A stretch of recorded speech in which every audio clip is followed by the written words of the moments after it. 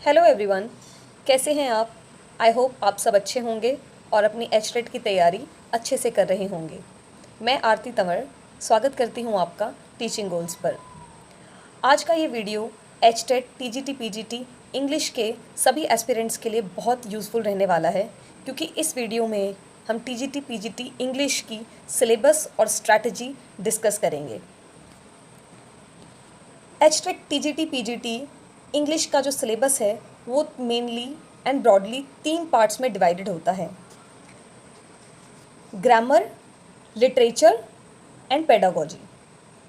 हम सबको पता है ग्रामर डोमिनेटिंग होती है किसी भी इंग्लिश एग्ज़ाम में। ग्रामर का पोर्शन थोड़ा ज़्यादा होता है, फिर लिटरेचर एंड पेडागोजी लगभग इक्वल मार्क्स डिस्ट्रीब्यूशन में आते हैं। ग्रामर में जो हमें टीजीटी पीजीटी के लिए पढ़ना है वो है parts of speech, articles, modals, narration, tenses, punctuation, voice, vocabulary, clauses, subject verb agreement and sentence structure. ये आपका इंग्लिश का ग्रामर का पूरा सिलेबस है, जिसको ये सिर्फ नाम से नहीं देखना है, हमें बहुत डिटेल में इसको पढ़ना है। एक एक पॉइंट, एक एक रूल हम इसका कवर करेंगे। नेक्स्ट जो बहुत इम्पॉर्टेंट रोल प्ले करता है इंग्लिश के सब्जेक्ट में वो है लिटरेचर। अभी लिटरेचर बहुत डीप डाइव नहीं करना है हमें। लिटरेचर में बहुत डीप लिटरेचर नहीं पूछी जाती है एचटेट टीजीटी पीजीटी में। पीजीटी में तो कई बार कुछ इक्का दुक्का क्वेश्चन डीप का आ भी जाता है, लेकिन जो हम मेनली सबसे पहले जो हमें लिटरेचर में तैयार करना है वो है हमारी एनसीईआरटी।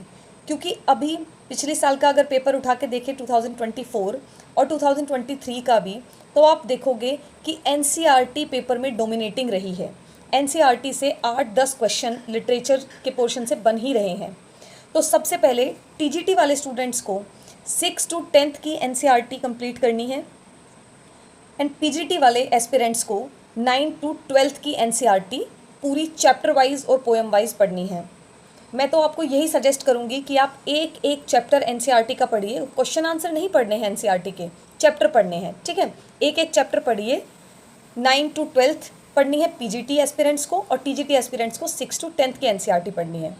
जब आप अपनी एनसीईआरटी पढ़कर साइड कर देंगे, उसके बाद जो हमें लिटरेचर पढ़नी है वो है अमेरिकन, इंडियन, ब्रिटिश और अफ्रीकन। ये लिटरेचर हमें कवर करनी है।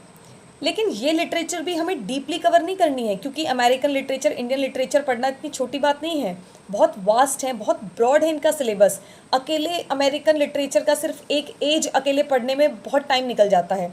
तो हमें करना क्या है जिससे हमारा एग्ज़ाम क्वालिफाई हो जाए।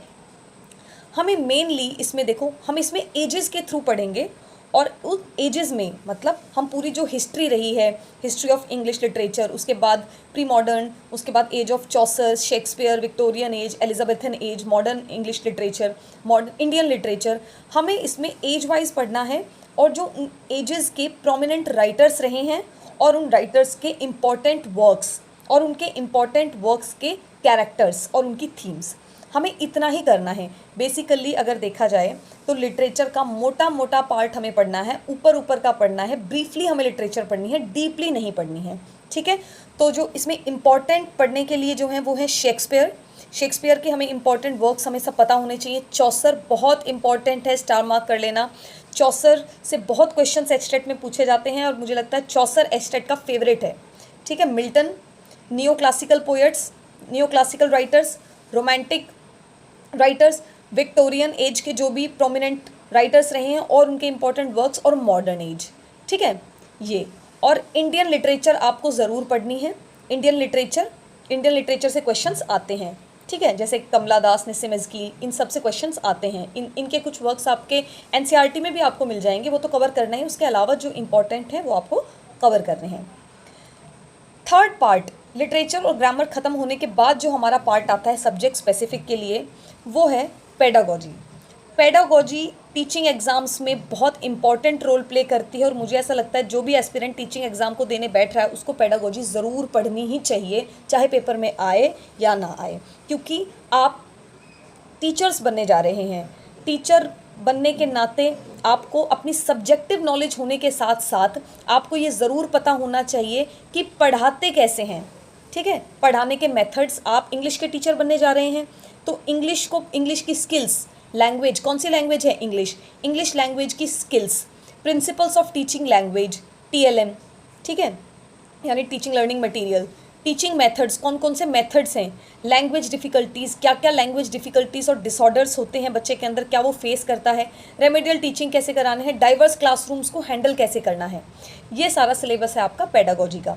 इतनी भी अगर आप पेडागोजी डिटेल में कर लेंगे तो आराम से आप पेडागोजी में निकल जाएंगे। 10-15 नंबर की पेडागोजी ज़रूर पूछी जाती है। और 2024 का अगर आप पेपर उठा के देखोगे, स्पेशली PGT का, तो बहुत कंसेप्चुअल क्वेश्चंस थे।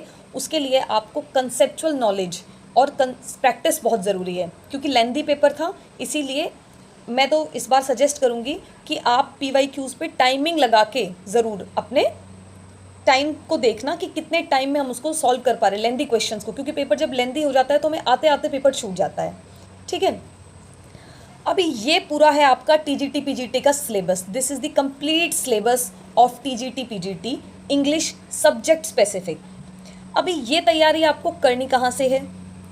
ये तैयारी जब आप हमसे जुड़े हैं तो हम ही आपको इस तैयारी को कंप्लीट कराएंगे। ये तैयारी आपको, पूरी तैयारी टीचिंग गोल्स के ऐप पर मेरे बैच में मिलेगी। मैंने अपना बैच लॉन्च कर दिया है और आप प्ले स्टोर से टीचिंग गोल्स ऐप डाउनलोड कीजिए। उस ऐप के सेक्शन में आप जाइए और आपको बैचेस, सभी सब्जेक्ट के बैचेस वहाँ हैं। आप मेरे बैच में जाइएगा, बहुत ही नॉमिनल, बहुत ही मिनिमल फीस में आपको पूरा बैच मिलेगा और ये पूरा सिलेबस मैं उस बैच के अंदर कवर कराऊंगी। मेरी क्लासेस उस बैच में स्टार्ट हो चुकी हैं, तो आप जल्दी से जल्दी टीचिंग गोल्स के एप्लीकेशन को डाउनलोड करके मेरे बैच में एनरोल कर लीजिए और अपनी तैयारी को सॉलिड बनाइए। और याद रखना, मैं हमेशा कहती हूँ, हमें पेपर फर्स्ट अटेम्प्ट में क्वालिफाई करना है, अगले साल के लिए नहीं छोड़ना है। आई होप आपको ये वीडियो अच्छी लगी होगी। Thank you.